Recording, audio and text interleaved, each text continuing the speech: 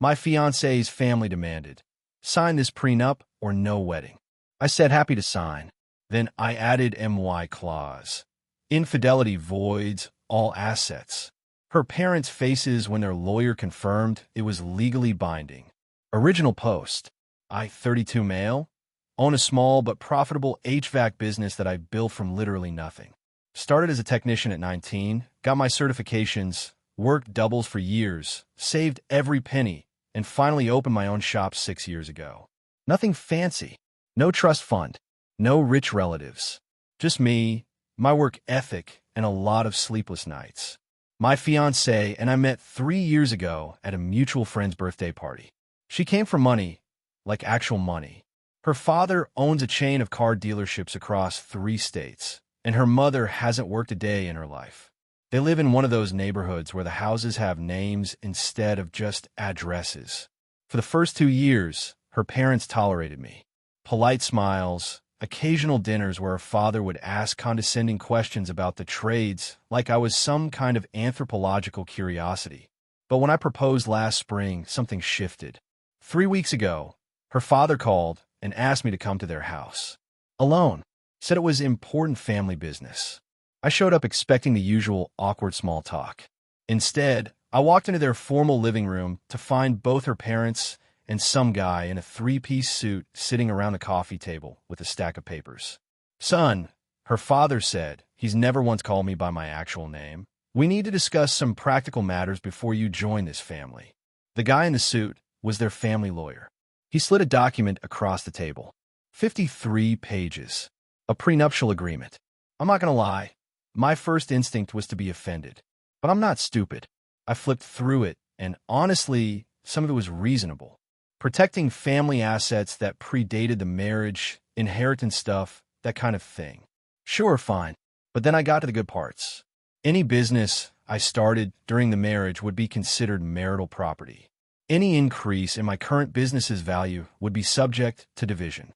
If we divorced within 10 years, I'd owe them a lifestyle maintenance fee based on whatever standard of living my fiancée had become accustomed to. Meanwhile, her family's assets? Completely untouchable. The trust fund her grandfather set up? Off limits. The properties her parents were planning to gift her? Protected. Her mother actually smiled at me when I got to that section, like she was daring me to say something. This seems a bit one-sided, I said. Her father leaned forward. Son, you're marrying into this family. There are certain protections we need to ensure. You understand. I understood perfectly. They thought I was some gold digger trying to get my hands on daddy's dealership money. 3 years together, and they still saw me as the help. Can I have some time to review this with my own attorney? I asked. Her mother actually laughed. What will be the point? This is standard. Either you sign or... She shrugged. Or no wedding, her father finished. I looked at my fiancée, who'd been suspiciously quiet this whole time. She gave me this apologetic look, but didn't say a word in my defense. That's when something clicked for me. Not anger exactly. More like clarity. All right, I said. I'm happy to sign. Her mother's eyebrows shot up. She clearly expected more of a fight. But I continued. If we're doing this, I want one addition. A mutual infidelity clause. If either party is unfaithful during the marriage, the cheating spouse forfeits all claims to marital assets and pays the other party liquidated damages equal to 30% of their total net worth at the time of divorce. The room got very quiet. That's unusual, their lawyer said slowly. Is it? I kept my voice calm. We're talking about protecting what matters, right? My fiancé's family wants to protect their money. I want to protect the actual marriage. Seems fair. Her father's face went through about 6 different colors. Now wait just a minute. It applies to both of us equally, I said. I cheat. She gets 30% of my business. She cheats. Same deal in reverse. Unless, I looked directly at my fiancée. Unless someone's planning on not being faithful. Of course not, she said quickly. Too quickly, maybe, but I filed that away for later. Her mother started sputtering about how this was completely inappropriate and not how these things are done. But here's the thing about lawyers, they're professionals. Their attorney actually nodded and said, it's unconventional, but it would be legally enforceable. Mutual infidelity clauses have been upheld in multiple jurisdictions. The look on her mother's face when their own lawyer confirmed it was binding? I wish I had a photo. We went back and forth for another hour. They tried to water down my clause, limit the damages, add stipulations. I didn't budge. Eventually, her father threw up his hands and said, "Fine. If you're both stupid enough to agree to this, sign the damn thing." We signed it 3 days later. Both of us. Witnessed and notarized. Her parents have barely spoken to me since. The wedding is supposed to be in 4 months. But here's what's been eating at me. Ever since I proposed that clause, my fiancée has been acting weird. Protective of her phone. Coming home late from work dinners. Little things that individually mean nothing, but together. I keep telling myself I'm being paranoid. That I'm letting her parents' distrust infect my own thinking. But last night, I saw a text pop up on her phone while she was in the shower. From someone saved as gym trainer with a heart emoji. The message said, "Can't wait to see you tomorrow. Miss you already." She doesn't have a gym membership. I'll update if anything else happens. Update 1, 5 days later. So things have escalated in ways I didn't expect. First, thanks to everyone who told me to get my head out of my butt and investigate properly. You were right. I was being too passive. After I saw that gym trainer text, I did some digging. Nothing crazy. I'm not hiring a PI or anything. But I started paying attention. Turns out my fiancé's late work nights always happen on Tuesdays and Thursdays. Same days every week. Her office has a parking garage with a time-stamped entry system, and she mentioned a few months ago that she hated how it always printed the exit time on her parking receipts because it felt like being monitored. Last Thursday, I found one of those receipts in her coat pocket. Exit time, 5:47 p.m. She didn't get home until 10:30. That's almost 5 hours unaccounted for. I confronted her about it. Calmly, just asked where she'd been. She said she went a happy hour with co-workers after work. I asked which co-workers. She got defensive and said I was being controlling and that her parents were right about me being insecure about the wealth gap. So yeah, that conversation went great. But here's where it gets interesting. The next day, her mother showed up at my shop, unannounced, in the middle of a workday. She walked in like she owned the place, looked around at my trucks and equipment with obvious distaste, and said, "We need to talk about this prenuptial modification." What modification? My daughter tells me you've been interrogating her about her schedule. That's not acceptable behavior. If you continue, we'll have grounds to void the agreement based on coercion. I almost laughed. That's not how prenups work. Our lawyer says differently. Then your lawyer is lying to you, or you're lying to me. Either way, I'm not modifying anything. She stepped closer, lowering her voice like she was sharing a secret. You think you're clever with that little clause of yours. But let me be clear, if you try to use it against my daughter, we will destroy you. We have resources you can't imagine. Lawyers, connections, everything. By the time we're done, you won't have a business, you won't have a reputation, and you won't have a penny. I've dealt with angry customers, difficult contractors, and equipment failures that could have bankrupted me. Her mother's threats didn't scare me. They just confirmed I was onto something. "Good talk," I said. "Doors behind you." She left, but not before accidentally knocking a stack of invoices off my front desk.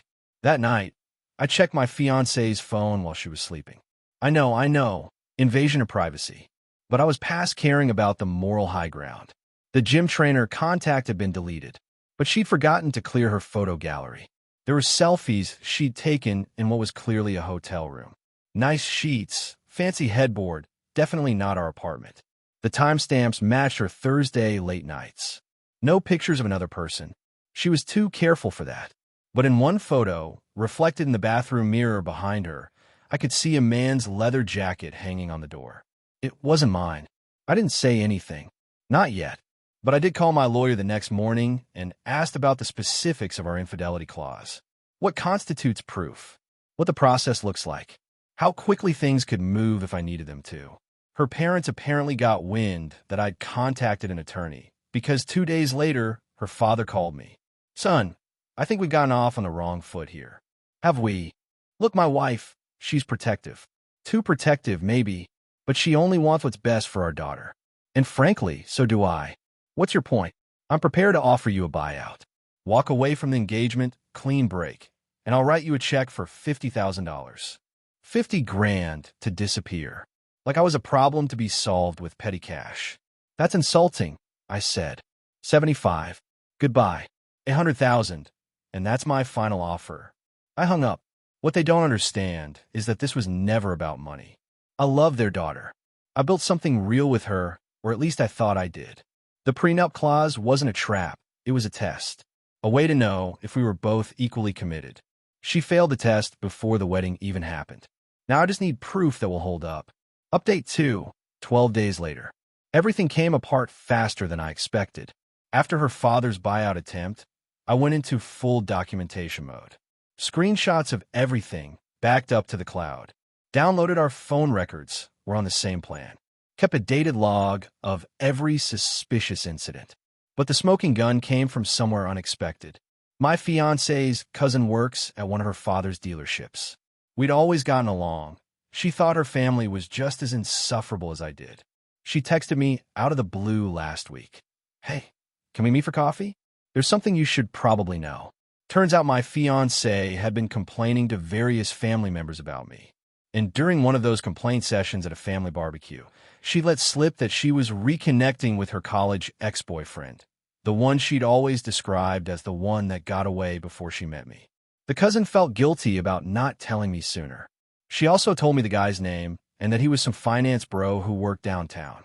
A quick social media search confirmed it. His profile was mostly private, but his most recent post was public. A fancy dinner table, 2 wine glasses, and the caption, Thursday night tradition with my favorite person. The timestamp was from 2 weeks ago. Thursday night. Of course. I screenshot everything. Then I did something maybe stupid, maybe necessary. I reached out to the guy directly. Sent him a message explaining who I was and asking if he could confirm he'd been seeing my fiancée. He actually responded. Probably thought he was being clever about it. Look, man, she told me you two were basically done. Said the engagement was just for show at this point. Something about her parents pressuring her. I'm not trying to mess up anyone's life here. But yeah, we've been hanging out.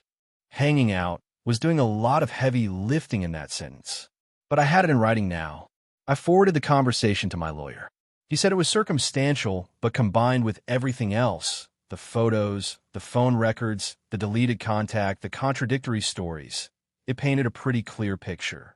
You have grounds to invoke the clause, he said. But be prepared. This is going to get ugly. I wasn't even remotely prepared for how ugly. The night before I planned to confront her, my fiancée sat me down for what she called a serious conversation about our future. I've been thinking, she said, and I think we should push the wedding back. Maybe a year, just to make sure we're both ready. Translation, she wanted to keep stringing me along while still seeing finance bro. Funny timing, I said. I've been thinking too. Then I told her what I knew. All of it. The photos, the phone records, her cousin, the messages from her ex. She didn't even try to deny it at first. She just got this cold look on her face and said, You went through my phone? You cheated on me. We haven't walked down the aisle yet. The prenup doesn't even apply. Wrong answer. Our prenup specifically defined the engagement period as covered under the fidelity clause. Her parents' own lawyer had insisted on that language because they wanted to make sure I couldn't back out. It never occurred to them it might work both ways. When I explained that, her face went white. This is ridiculous. You can't prove anything. I don't have to prove it beyond reasonable doubt. I just have to demonstrate a preponderance of evidence. Your ex already admitted you've been seeing him. She started crying then. Real tears, probably for the first time since I'd known her. But they weren't tears of remorse. They were tears of someone who just realized they'd lost a game they didn't know they were playing. She called her parents before I even finished talking. Within an hour, they were both at our apartment, and for the first time ever, her father actually looked scared. Let's discuss this like adults, he said. I'm sure we can come to some arrangement. The prenup is the arrangement. You made sure of that. Her mother tried the intimidation route again. Lawyers, ruined reputation, all of it. I'd already sent copies of everything to my attorney with instructions to file if anything happened to me professionally or personally. I told her that. You're bluffing, she said. Try me. They tried another buyout offer. $200,000 this time. Then 3. You're not listening, I said. I don't want your money. I want what the contract entitles me to, which, per the infidelity clause, was 30% of my fiancée's net worth, including her trust fund, which she'd accessed last year when she turned 30. The trust wasn't family money at that point. It was her money, and it was substantial. Her father actually started yelling. First time I'd ever heard him raise his voice. Call me a con artist, a gold digger, a snake. I'm just honoring the contract you insisted on, I said. You wanted to protect your family's assets from me. I wanted to protect the marriage from infidelity. You got your protection. Now I get mine. They left that night. My fiancée moved out the next morning while I was at work. Took most of her stuff and left her ring on the kitchen counter. The legal process started immediately. They fought everything, obviously. Tried to claim the prenup was signed under duress. That I'd manipulated the language. That my evidence was illegally obtained. None of it stuck. The phone records were from our shared account, legally accessible to both parties. The photos were stored on a shared cloud service. The messages from her ex were voluntarily sent. The cousin's testimony was hearsay, but helped establish a pattern. Update 3, final, 2 months later. The settlement is done. Their lawyers tried every delay tactic in the book. 3 different motions to dismiss, claims of procedural violations, even an attempt to argue that the infidelity clause was unconscionable and therefore unenforceable. The judge disagreed. Apparently, when wealthy families insist on prenups to protect their own assets, courts are pretty unsympathetic when those same documents bite them in the rear. I didn't get the full 30%. Their legal team managed to negotiate it down to 18% by arguing that my fiancé's indiscretions hadn't risen to the level of a full affair since it was still ongoing when discovered. My lawyer said that was actually a reasonable outcome. Infidelity clauses often get reduced in negotiation because nobody wants to go to trial over this stuff. Still, 18% of her trust fund was a significant amount of money, enough to pay off my business's remaining equipment loans, buy out the lease on my shop, and purchase the building outright, and set aside a solid emergency fund. Not life-changing wealthy, but comfortable, stable. The thing nobody tells you about these situations is that winning doesn't feel like winning. It feels like surviving. Her family tried one last power play about a month ago. Her father showed up at my shop, not threatening this time, just tired. He said his daughter was devastated and asked if there was any way to keep this between families instead of having it become a matter of public record. I told him the settlement documents were already filed. He nodded slowly, like he'd expected that answer. Then he said something I didn't expect. She was wrong to do what she did. But you didn't have to ruin her over it. I didn't ruin her, I said. She made choices. So did you. I just held everyone to the same standard you try to hold me to. He left without another word. My ex-fiancée apparently moved in with her parents while she figures things out. I heard through mutual friends that the engagement with finance bro didn't last either. Once he realized she came with that much family drama and a public cheating scandal, he bounced pretty fast. Can't say I'm surprised. Her mother, for what I've heard, still tells everyone who'll listen that I entrapped their family. That the whole relationship was a long con. That I somehow knew she'd cheat and set up the prenup specifically to take advantage of it.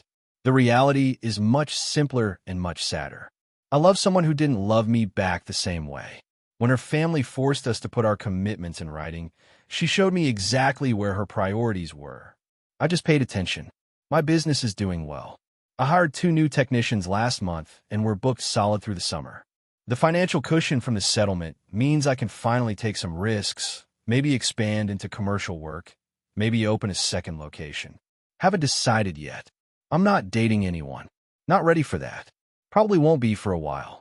Some of you have asked if I regret any of it.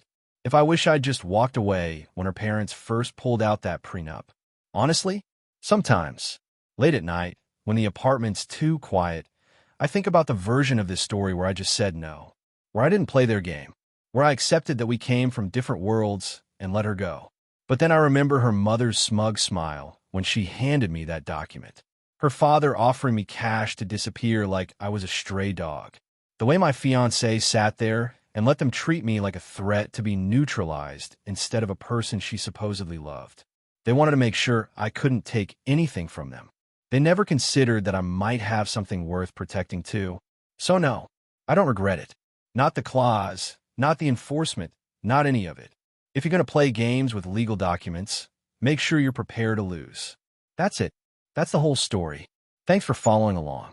Take care of yourselves.